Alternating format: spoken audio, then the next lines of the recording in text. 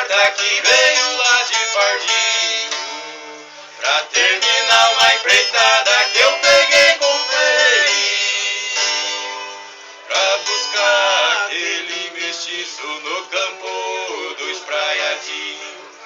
Aquilo no coração atravessou como espinho, não tinha mais companheiro, tinha que seguir sozinho.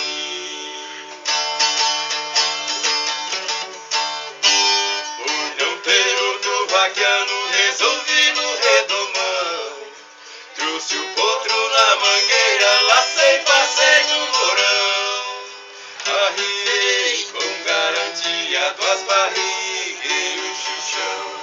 Quando eu ganhei o arreio, o potro virou leão, peguei a espora no peito pra limpar meu coração.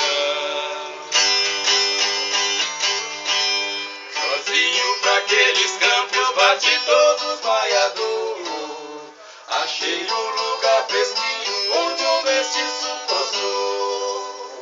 Cheguei a batida do boi que desceu pro bebedor.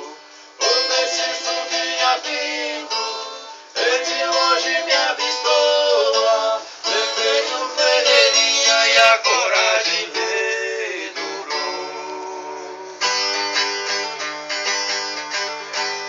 O mestiço curioso pro meu lado ele partiu, e nem faísca de raio no potro ele investiu. Joguei o laço de tirão que na tinta até regiu. A laçada fez um 8, quando na guampa caiu, redomão de a cabra virava de corpo.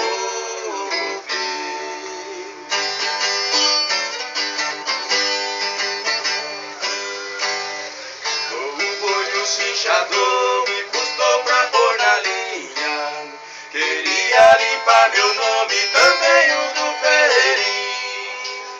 Terminar aquele trabalho, empreitada tão mesquinha, lá voltei com um mestiço, todo o traquejo que eu tinha, e depois de muito trabalho que mostrei a ciência minha.